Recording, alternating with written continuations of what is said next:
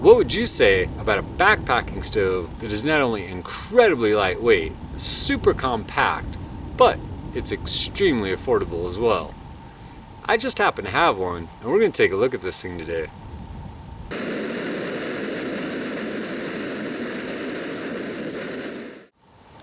Hey there my friends, John here of course, and today we're going to be taking a look at the BRS 3000T backpacking stove.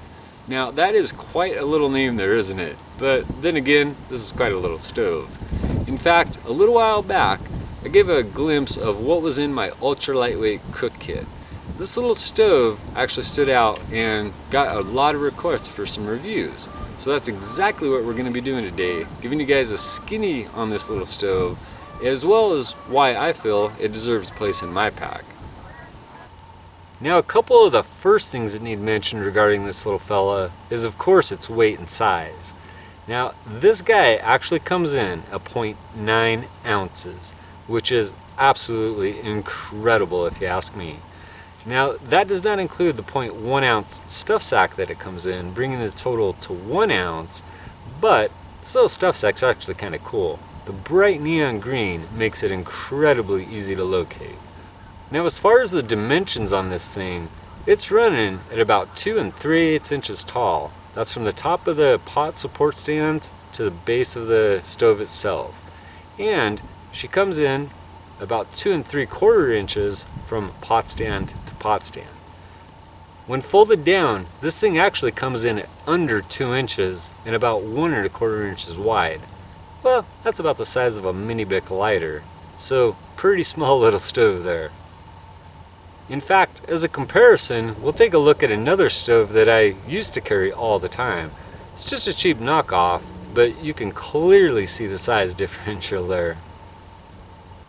Now what exactly makes this stove so incredibly lightweight? Well, one's obvious, and that is its very compact size. The other is the materials used in construction, which would be a titanium alloy for the pot support stands as well as for the body of the stove itself. There is a bit of stainless steel and brass thrown into the control valve. They've also eliminated any piezo ignition, so you will need some other source to light this, such as a good old Bic lighter. The BRS runs off of any standard backpacking fuel canister, the good old butane propane mix. And one of the things I actually like about this is it screws on really nicely and you don't get a lot of fuel loss on that initial screw on, which does happen with some other stoves. Now the stove itself obviously functions the same as any other backpacking stove, such as the one I showed earlier, the pocket rocket, anything along those lines. Simply turn the gas valve on just a little, strike some flame to it, and there she goes. One of the things that I personally like about this stove is the adjustment. It allows you to get everything from a nice small flame, perfect for simmering, all the way up to a roaring output of 9,200 BTUs an hour. Now that'll get you about 2 cups of water boiling in 3 minutes or so, given your conditions of course. Speaking of a little backcountry cooking, which is what this thing's all about, right? It works perfectly with smaller pots, such as this 550 milliliter one that I have here. Although it does function well on larger pots. You just have to be somewhat careful in the way that you place it on the pot.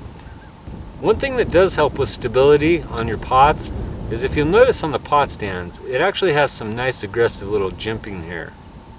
Yeah, I know. I bet you thought you would never hear the term jimping in regard to a backpacking stove, right? Now that naturally leads us into the other features of this little stove, which really aren't many due to its minimalistic nature.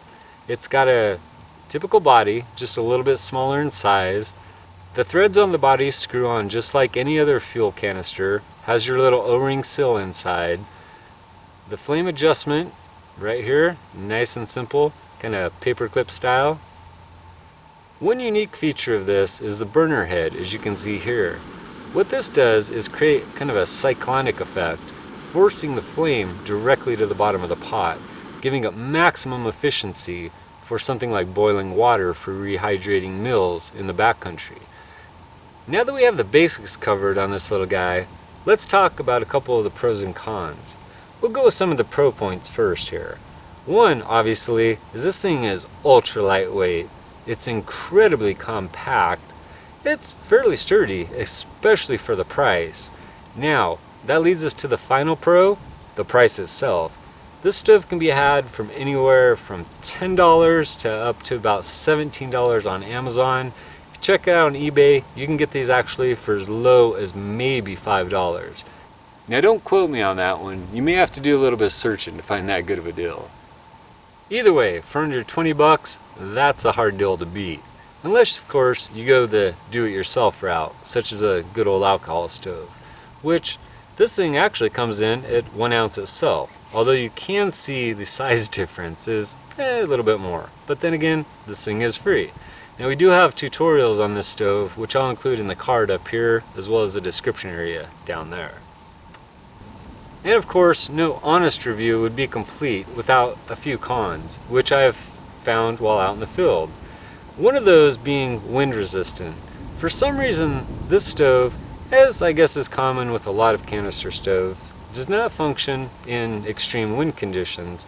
So in situations like that, I'll tend to find a natural break such as a rock or a log, or even carry some type of aluminum foil or other windscreen. Now another thing on this, and I'm not really sure whether to call it a con or not, is that it's not exactly extremely heavy duty. Now we wouldn't be expecting that in something so ultra lightweight. These ultralight pieces of gear are not made to be indestructible. We're obviously not going to want to stomp on the old thing, are we? But with a little bit of care, this thing will last you a long time. In fact, this particular stove, the one that I'm showing you right now, has rode in my pack for the last 2 years and served me on adventures ranging up to 2 weeks in the remote backcountry of the Sawtooth Wilderness here in Idaho. And the final con on this, and one that I would actually consider a real concern, would be quality control. These stoves are made overseas, they are manufactured en masse, and they are relatively expensive. So, occasionally you could get a batch of lemons. Now I have heard this on different forums, although it does seem to be rare, and as I've said, this particular stove right here, which is the first and only one I've ever bought, has been with me for about 2 years now. Well, there you have it. A quick rundown on the BRS backpacking stove. All in all, awesome little stove and a lot of bang for the buck. Hope you guys have enjoyed this one. Now, before we go, I do want to say thank you all very much for the support, guys. It is truly appreciated. And until next time, take the best of care, and we'll be seeing you soon.